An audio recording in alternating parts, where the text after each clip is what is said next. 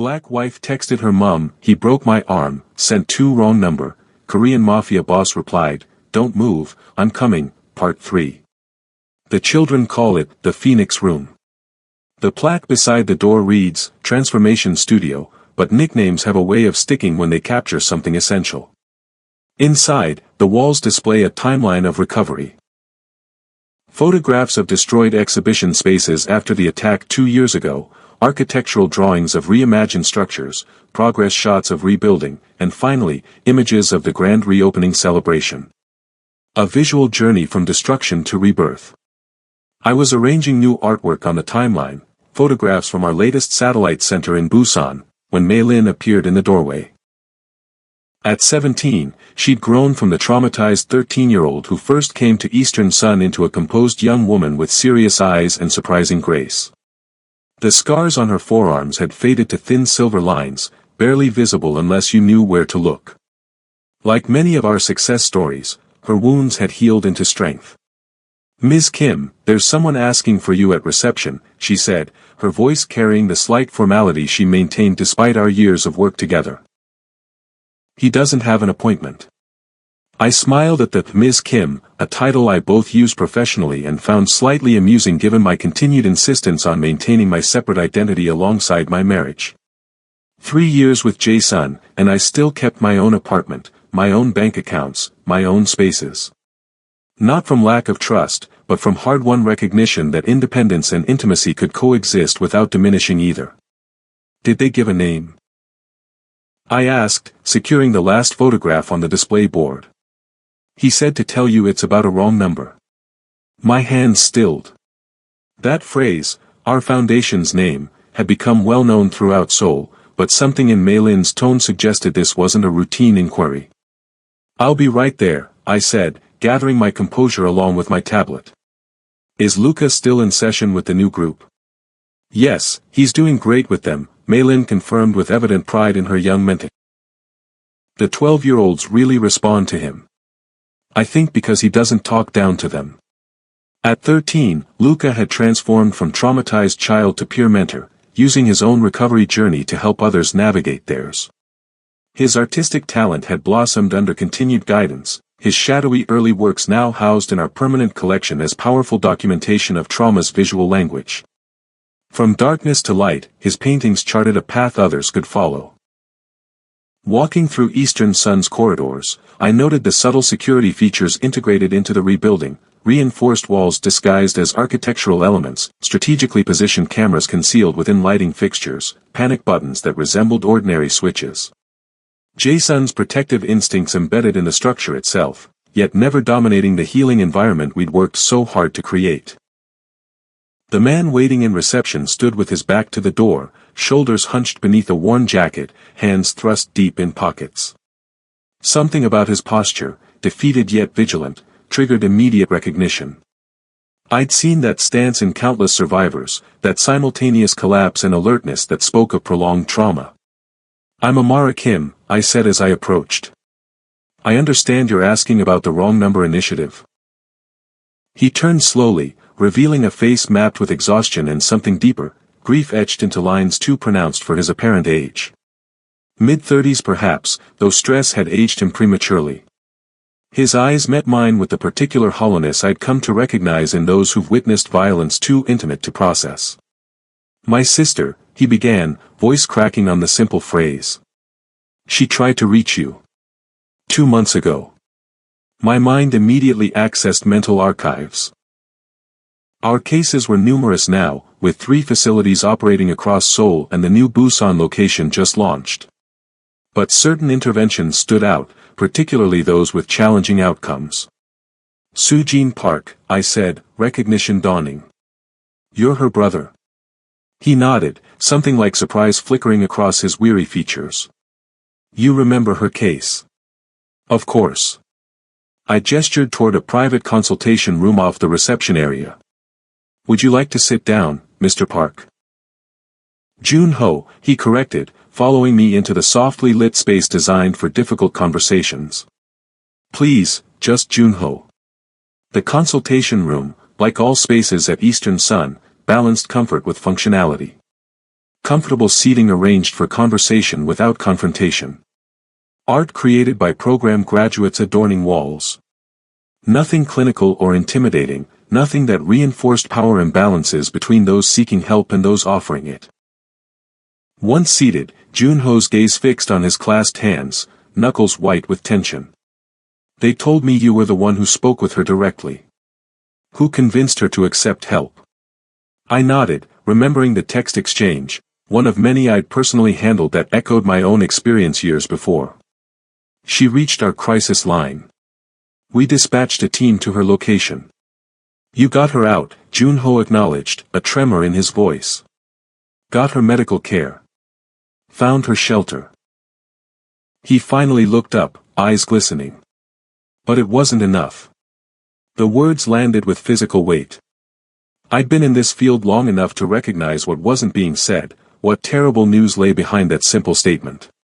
Junho, I said gently, what happened to Sujin? She went back to him. The words emerged broken, fractured by grief. Last week. Said she needed to collect some personal items.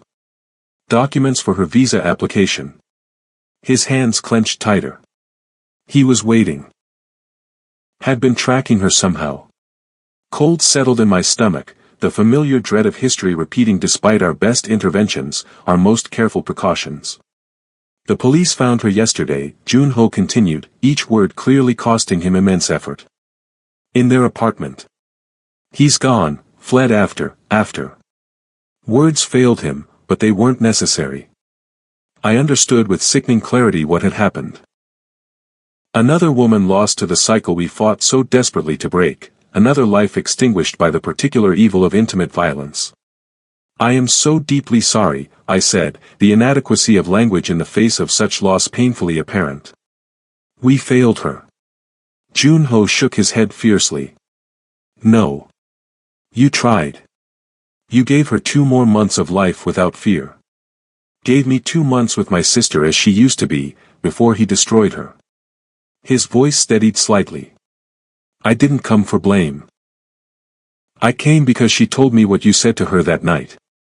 How you understood because you'd been there too. I waited, giving him space to continue at his own pace. She said you promised her it could get better. That the fear could fade. That life could be rebuilt. He reached into his jacket pocket, withdrawing a folded piece of paper. She was starting to believe you.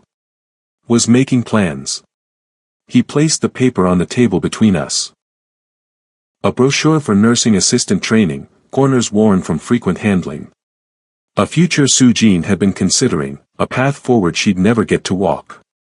I need to know her death won't be just another statistic, Junho said, voice strengthening with purpose breaking through grief. That something will change because of what happened to her. The request, so simple, so enormous, resonated through me with visceral force. How many times had I wondered the same about my own suffering? How many survivors questioned whether their pain would ultimately mean something beyond personal tragedy? What did you have in mind? I asked, recognizing the determination beneath his sorrow, the need for action that often accompanies grieving. I work in software development. Security systems, specifically. Junho straightened slightly, professional identity providing momentary structure amid emotional chaos. Sujin's husband tracked her using technology. Spyware on her phone, monitoring software she never knew about. It's how he found her at the shelter, how he knew when she'd be returning to the apartment. Understanding dawned. You want to develop countermeasures. Protection against technological stalking. He nodded, a flash of something like relief crossing his features, being understood when words felt inadequate. Your organization helped her escape physically. But in today's world, physical distance isn't enough. Digital footprints lead straight back to victims.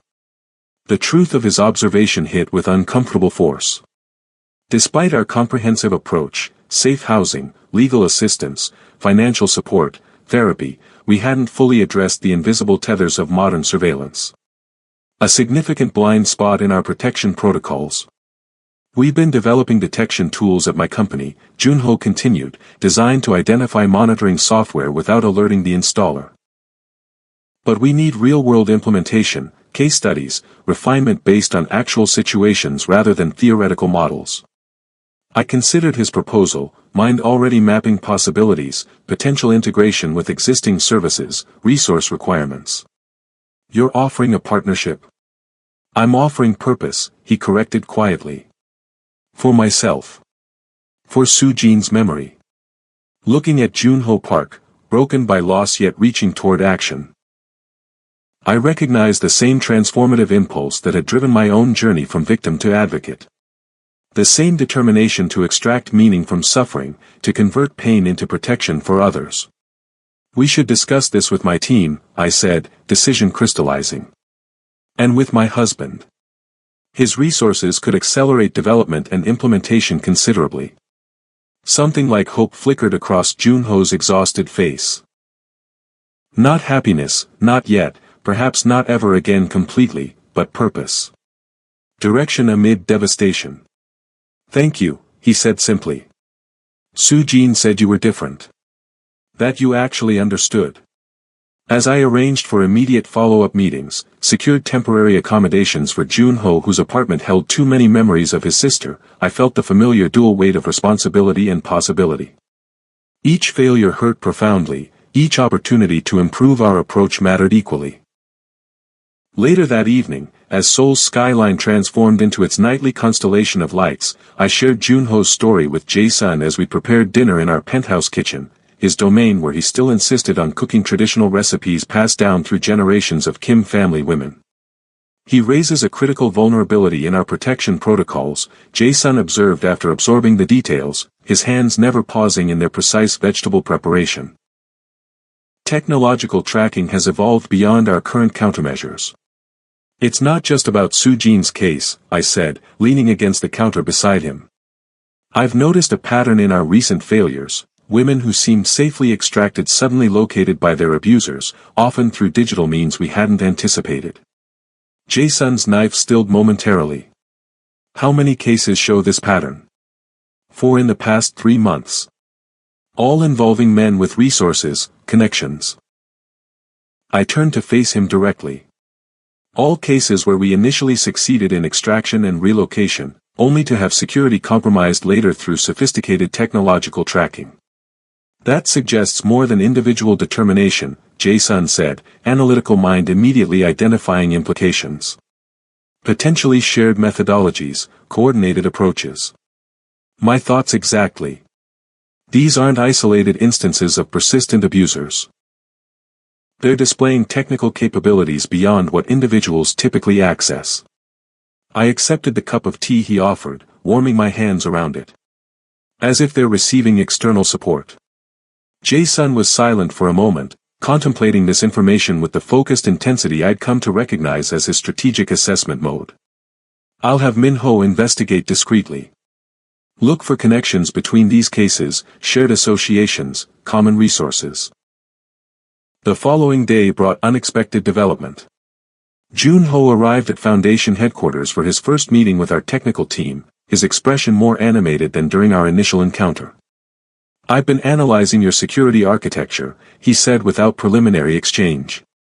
There are vulnerable access points that could explain how tracking information is being obtained. In our secure conference room, Junho displayed complex technical schematics on the main screen. Foundation systems mapped with concerning clarity given his limited initial access. Your primary firewalls are solid, he explained, highlighting specific network segments. But there's evidence of subtle backdoor vulnerabilities that wouldn't appear in standard security scans. Specifically designed to extract client location data while appearing as routine system operations. The implications settled heavily. You're suggesting deliberate infiltration rather than external hacking, I said, mind racing through security implications. Someone with system access creating vulnerabilities. Junho nodded grimly. These modifications require administrative credentials, intimate knowledge of network architecture. They're professionally implemented, designed to remain undetected during routine maintenance. Internal compromise, I concluded, already mentally reviewing recent personnel changes, access authorizations, security clearances. How recently implemented?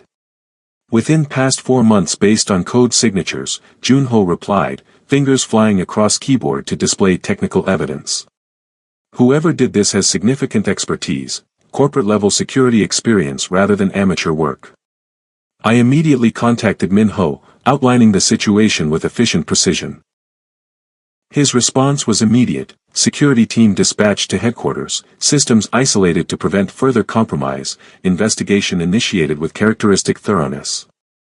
By mid-afternoon, an emergency meeting convened in the Foundation's most secure conference room, communications equipment removed, electronic devices prohibited, physical security sweeps completed before discussion began. 3 potential internal compromise sources identified, Minho reported, distributing paper files rather than digital information. Technical staff with necessary access and suspicious activity patterns. I reviewed the profiles with growing concern, all relatively recent hires, all with impressive credentials, all having joined during our period of rapid expansion when thorough background verification had occasionally been expedited to meet pressing operational needs. Employment histories contain inconsistencies, Jae-sun observed, his analytical review immediately identifying key vulnerabilities. Reference confirmations performed but not fully verified through secondary sources. Exploitation of growth phase pressures, I acknowledged, recognizing the strategic infiltration for what it was. Placing assets during period of high recruitment when verification protocols might be streamlined. The realization carried significant implications. Not just immediate security compromise but longer-term vulnerability assessment. How many systems have been accessed? How much client information potentially exposed? How many women's safety potentially jeopardized by information leakage? Containment priorities. Jae-sun inquired, focusing on immediate response rather than recrimination for past vulnerabilities. Isolate compromised individuals without alerting them to detection, Minho recommended. Deploy counter-surveillance to identify external contacts. Replace critical systems with clean architecture under Junho's direct supervision. And affected clients? I asked, primary concern always centered on the women whose safety depended on our security protocols. Emergency relocation protocol for highest risk cases, Minho responded without hesitation. Secondary contingencies for all active clients. Enhanced physical security until technical vulnerabilities addressed. The scale of necessary response was sobering, significant resources required, operational disruption inevitable, potential risk to vulnerable women despite precautions. The Foundation faced its most serious challenge since establishment, testing not just our security systems but our fundamental promise to those who trusted us with their safety. Implementation began immediately. Security teams deployed with careful coordination, compromised staff monitored rather than immediately removed, technical systems gradually transferred to clean architecture developed by Junho and verified team members. Throughout the complex response, I found myself drawing on everything the past years had taught me. Crisis management skills developed through countless interventions, strategic thinking honed through organizational leadership, emotional resilience forged through personal recovery journey. 3 days of intensive operations revealed disturbing confirmation of our suspicions. Counter-surveillance identified direct communications between compromised technical staff and individuals connected to Kim Jin-woo's organization. Client information had been systematically extracted, security protocols deliberately undermined, vulnerable women's locations potentially exposed to abusers seeking to reclaim control. Coordinated infiltration, Jae-sun concluded during emergency briefing in his private office, one of few locations we could guarantee remained secure from surveillance. Professional operation targeting Foundation effectiveness at multiple levels. Beyond business rivalry, I observed, the evidence suggesting something more targeted than incidental leverage against Jae-sun's enterprises. This feels personal. Specifically aimed at undermining our core mission. Jin-woo has always taken defeat personally, Jae-sun acknowledged, something like regret briefly crossing his features. Our history contains significant points of contention. The careful phrasing suggested past conflicts beyond business competition. Personal encounters during Jae-sun's earlier operations that had created lasting enmity rather than mere strategic opposition. He's using our Foundation as battlefield for unresolved conflict, I concluded, anger rising at the calculated exploitation of vulnerable women as pawns in power struggles they had no connection to. Targeting domestic violence survivors to settle scores with you. Targeting what matters most to me, Jae-sun corrected quietly, meeting my gaze with rare unguarded emotion. Using your life's work as leverage point because direct approaches would trigger immediate response. The simple articulation clarified everything, Jin-woo's strategy exploiting the one vulnerability Jae-sun couldn't simply eliminate through usual methods.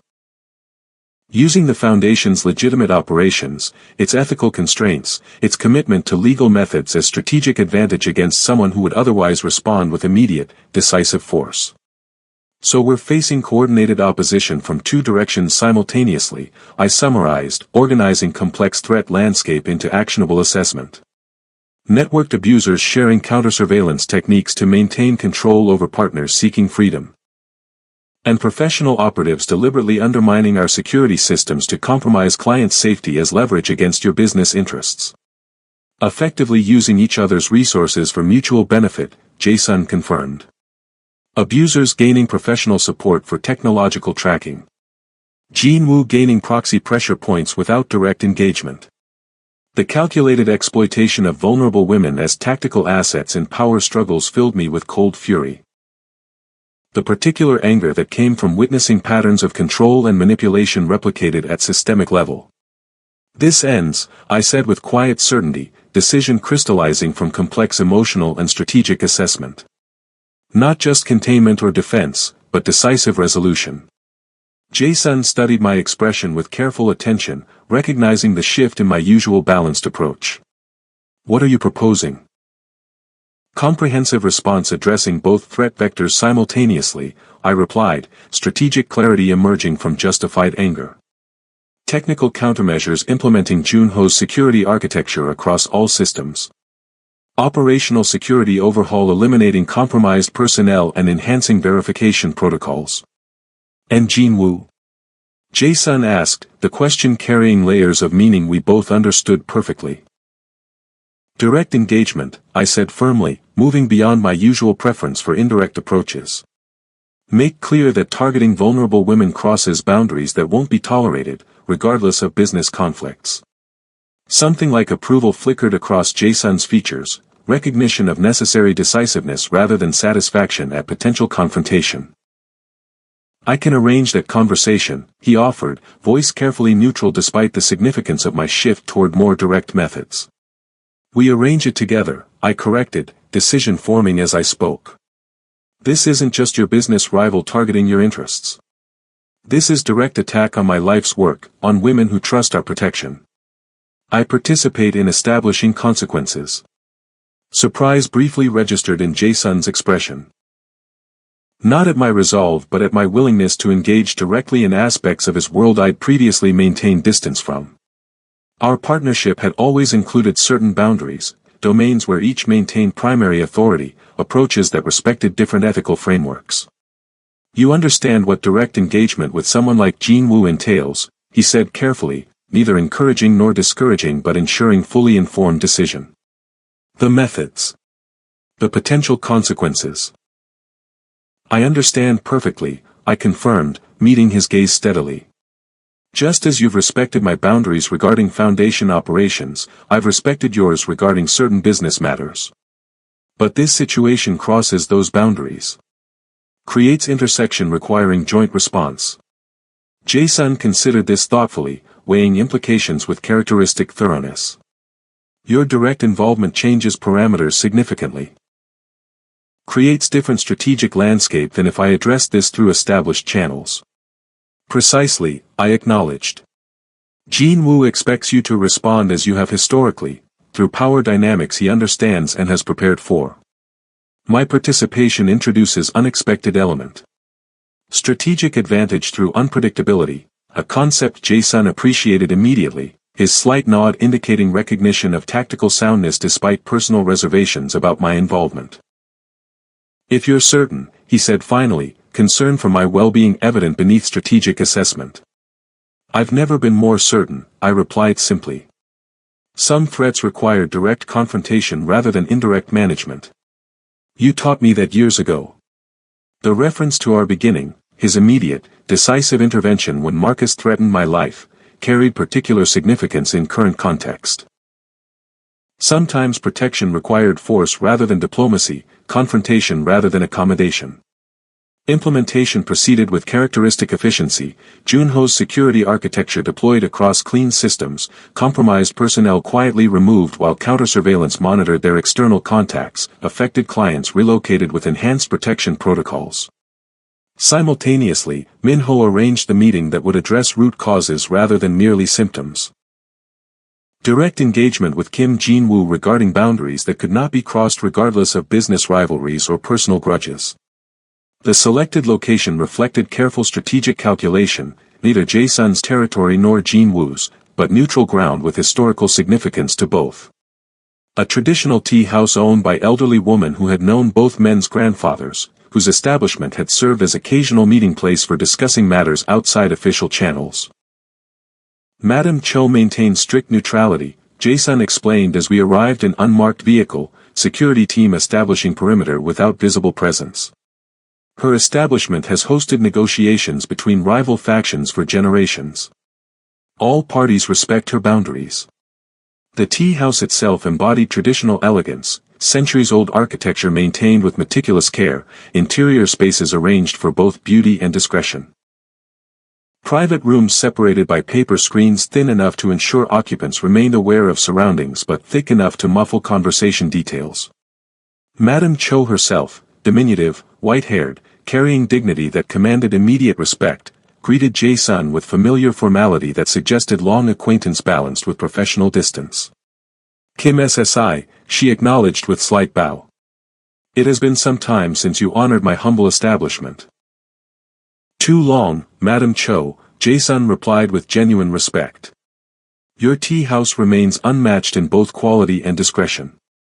Her sharp eyes shifted to me, assessment immediate and comprehensive. And this must be your wife. The one who builds shelters rather than empires. The simple characterization, so accurate in its economy, indicated information networks extending far beyond the traditional tea house walls. Amara Kim, I introduced myself with respectful bow matching her own. Thank you for facilitating this meeting. Some conversations require proper context, she replied cryptically. Please follow me. Your counterpart has already arrived. The private room she led us to balanced opposing requirements perfectly, intimate enough for direct conversation, open enough to prevent ambush, traditional enough to remind all parties of historical contexts extending beyond immediate conflicts. Kim Jin-woo rose as we entered. Tall, slender, impeccably dressed in Western business attire that somehow seemed deliberate rejection of the traditional surroundings. His features combined aristocratic refinement with calculating coldness, eyes assessing us with predatory attention that revealed nothing of his thoughts. Jae-sun, he acknowledged with minimal inclination of his head. A surprise to receive your invitation after such extended, professional distance. His gaze shifted to me, something like curiosity briefly displacing calculated neutrality. And Mrs. Kim. Even more unexpected. I was unaware this meeting concerned social matters rather than business. The distinction has become irrelevant, Jae-sun replied as we seated ourselves across from Jin-woo, Madame Cho silently arranging traditional tea service before withdrawing with discreet efficiency. Given your recent operational decisions. Jin-woo's expression remained carefully composed, revealing neither confirmation nor denial of implied accusations. Business evolves. Markets overlap. Competition inevitably creates friction points. Targeting vulnerable women seeking safety crosses boundaries beyond business competition, I stated directly, refusing preliminary diplomatic exchanges in favor of addressing core issues. Using domestic violence survivors as leverage points demonstrates fundamental misunderstanding of acceptable parameters. My blunt approach clearly surprised Jin-woo, perhaps expecting me to remain decorative accompaniment to business discussion rather than active participant establishing terms. His momentary recalibration visible in slight narrowing of eyes before composed mask returned. I'm afraid I don't follow your meaning, Mrs. Kim, he responded with practiced confusion. My enterprises operate entirely within legal frameworks. If you're referring to specific concerns, perhaps clearer articulation would help establish mutual understanding. The calculated obtuseness, pretense of ignorance despite clear evidence, reflected strategic approach designed to maintain deniability while assessing our information sources, our certainty levels, our willingness to escalate beyond diplomatic exchanges.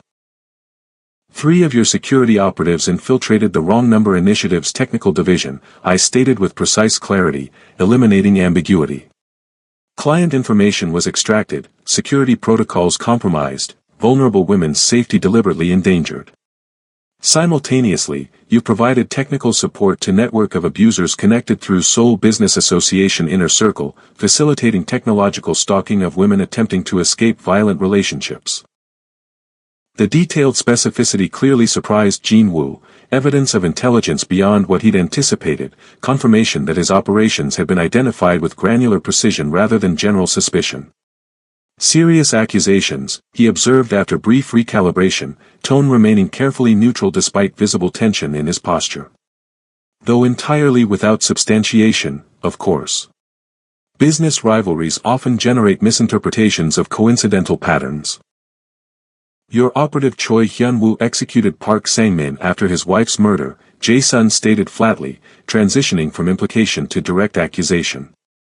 Hotel security footage places him at scene. Financial transfers connect payment directly to your accounts, albeit through expected intermediaries. This revelation visibly unsettled Jin Woo. Specific operational details suggesting information sources within his organization, vulnerability he hadn't anticipated when planning complex leverage campaign against Jae-sun's interests. If such evidence existed, he countered carefully, it would presumably be in police hands rather than subject of private tea-house conversation. Landed with visible impact despite Jin Woo's attempt at maintaining composed facade. You've miscalculated fundamentally, Jae-sun continued, voice carrying quiet certainty rather than emotional intensity. Assuming business rivalry justified targeting humanitarian operations. Believing I would respond through traditional channels rather than direct intervention.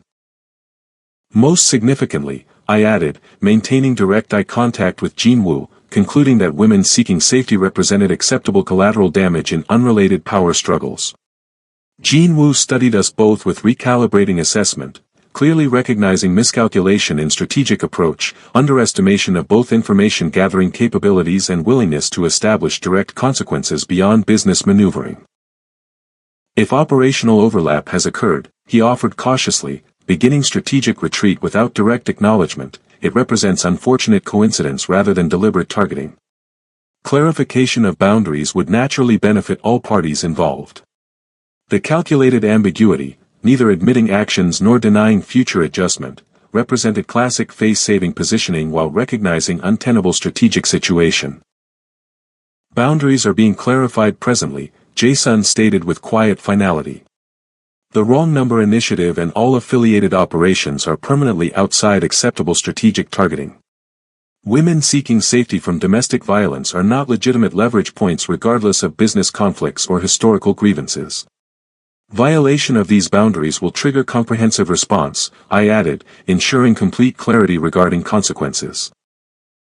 Not through business channels or legal frameworks, but through direct action proportional to threat level. The explicit statement, coming from me rather than Jae-sun, clearly registered with Jin Woo, his reassessment of dynamics visible in subtle shift of attention between us. Whatever strategic calculations had assumed I represented softer influence on Jae-sun's operations were being rapidly revised in face of direct, unified position. Additionally, Jae-sun continued, operational assets currently positioned within Foundation technical infrastructure will be permanently reassigned effective immediately. Support for surveillance technologies utilized by Seoul Business Association members will cease without exception. Failure to implement these adjustments, I concluded, will result in immediate release of all documentation regarding your organization's involvement in Park Sang-min's execution, technological infiltration of humanitarian operations, and facilitation of criminal stalking activities. The comprehensive terms, clear boundaries with explicit consequences for violation, left no room for negotiation or reinterpretation. Not request but suggestion, not suggestion but mandate with enforcement mechanisms already prepared. Jean Wu's calculated pause represented final strategic assessment, weighing options, evaluating leverage points, recognizing fundamental shift in operational landscape that had occurred without his accurate intelligence regarding consolidated opposition to his approach. Operational adjustments can certainly be implemented, he acknowledged finally, concession wrapped in face-saving ambiguity. Misunderstandings clarified, boundaries respected moving forward. Business competition naturally continues within appropriate parameters. Naturally, Jason confirmed with minimal inclination of his head, acknowledgement of terms accepted without pretense of friendly resolution. This wasn't reconciliation but armistice, not agreement but enforced boundary establishment. Implementation verification protocols are already in place, I added, ensuring complete understanding that compliance would be monitored rather than assumed. Confirmation expected within 72 hours. The meeting concluded with formal tea ceremony performed in silence, traditional ritual providing structured conclusion to confrontation without false pretense of harmonious resolution. Jean Wu departed first, composed dignity masking strategic defeat visible only in slight tension around eyes that had miscalculated fundamental power dynamics. As we left the tea house shortly thereafter, Madame Cho's knowing gaze followed our departure, silent witness to yet another negotiation between competing interests, another boundary establishment between powers whose conflicts stretched beyond immediate circumstances into historical contexts she alone fully understood. He'll comply, Jason assessed as our vehicle moved through Seoul's evening traffic, security team maintaining discreet perimeter. Not from ethical recognition but strategic necessity. The evidence regarding Park Sang-min's execution alone would collapse significant portions of his legitimate operations. While potentially triggering investigations into other activities, I added, understanding the cascading consequences Jean Wu faced if evidence became public. His calculation is purely pragmatic, sacrificing specific leverage campaign to preserve broader operational integrity. Jason glanced at me with subtle appreciation, recognition of strategic understanding that had developed alongside our personal relationship over years together. My comprehension of power dynamics, leverage points, calculated consequences had evolved significantly since our first meeting, though always filtered through ethical framework he respected even when not sharing completely. Your direct participation shifted dynamics fundamentally, he observed, genuine respect evident beneath analytical assessment. Removed his ability to frame this as traditional business rivalry requiring traditional response methods. While establishing that the foundation isn't merely adjacent to your interests but core priority with independent protective capacity, I acknowledged, understanding how our unified approach had created strategic advantage beyond what either could have established individually. The following weeks brought confirmation of strategic success. Junho's monitoring systems verified withdrawal of infiltration assets from Foundation infrastructure, technological support for abuser network ceased completely, Park Sang-min's case quietly closed with official suicide determination unchallenged by evidence we maintained in secure reserve. More significantly, the wrong number initiative's operations stabilized with enhanced security architecture, expanded protective capabilities, increased funding reflecting Jason's recognition of its importance not just to me personally but to our shared vision of meaningful impact. Junho joined our technical team permanently, his sister's tragedy transformed into protection for others through his expertise. The anti-surveillance software he developed became standard implementation across all Foundation locations, identifying and neutralizing technological stalking without alerting abusers to detection. Lives saved through innovation born of personal loss. 3 months after the confrontation with Jean Wu, I stood in the Phoenix Room at Eastern Sun, watching Luca guide new program participants through artistic exploration of trauma recovery. His growth from traumatized child to confident mentor mirrored the Foundation's evolution, from desperate emergency response to comprehensive transformation system, from isolated intervention to network support structure. Ms. Kim. Maylin appeared in the doorway, clipboard in hand reflecting her recent promotion to program coordinator. There's a message from reception you should see personally. The note she handed me contained just 3 words in unfamiliar handwriting. Wrong number saved. In the reception area, a young woman waited, early 20s perhaps, nervous energy contained in carefully controlled posture, eyes scanning environment with hypervigilance familiar to anyone who'd experienced prolonged threat. I'm Amara Kim, I said as I approached, keeping movements deliberate and non-threatening. You left a message. Min-ji, she replied, hands clasping and unclasping anxiously. Min-ji Lee. I texted your crisis line 3 weeks ago when my boyfriend destroyed my apartment. Broke my arm. She gestured toward cast partially concealed beneath loose sleeve. The response team got me out, got me medical care, found me safe housing. I nodded, recognizing the general outline from dozens of similar interventions performed weekly by our expanded operation. I'm glad we could help. Was there something specific you needed today? To volunteer, she said with unexpected directness. When I'm healed. When I'm stronger. I want to help others like me. Like you did after your wrong number saved you. The simple request, reflecting transformation from victim to potential advocate, embodied everything the foundation represented. Not just escape from immediate danger but journey toward renewed purpose, toward converting personal trauma into protection for others. We have a program for survivor advocates, I explained, something warm expanding in my chest at this living embodiment of our mission. Training, support, gradual integration into response teams when you're ready. Not rushing recovery, but building pathway toward meaningful contribution. Relief visibly washed over Min-ji's features, tension releasing from shoulders that had carried defensive posture so long it had become unconscious habit. That's all I want.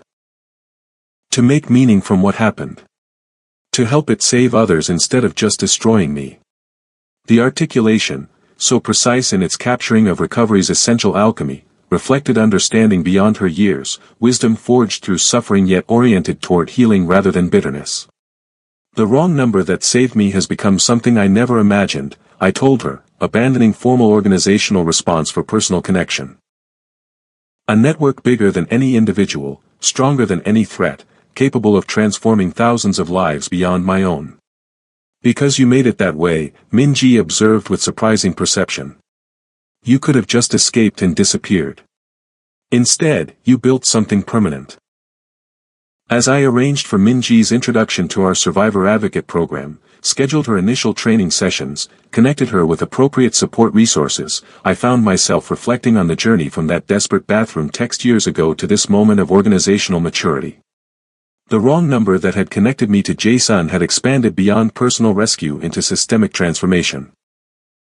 Changing not just individual lives but social structures that enabled abuse, challenging power dynamics that maintained control through violence, creating alternative pathways where none had existed before.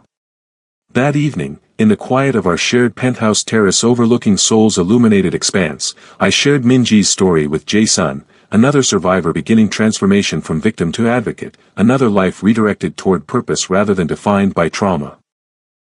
The cycle continues, he observed, characteristic economy of expression containing deeper appreciation for patterns recognized. Your experience becoming pathway for others, their journeys eventually guiding more beyond them.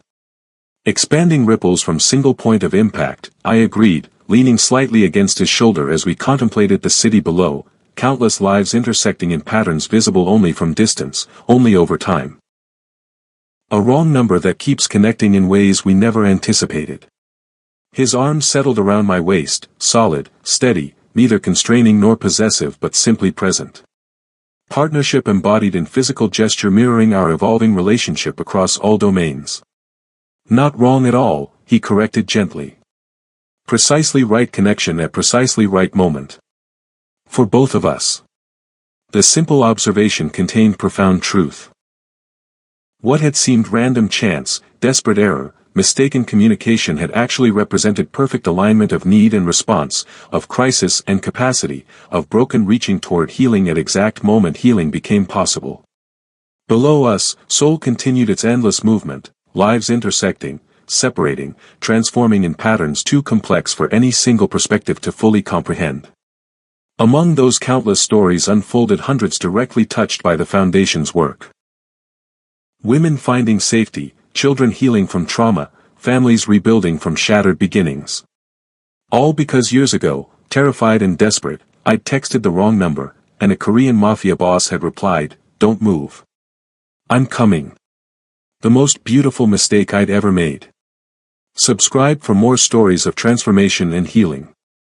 Your support helps vulnerable women find their own wrong numbers that lead to safety and new beginnings. Asterisk.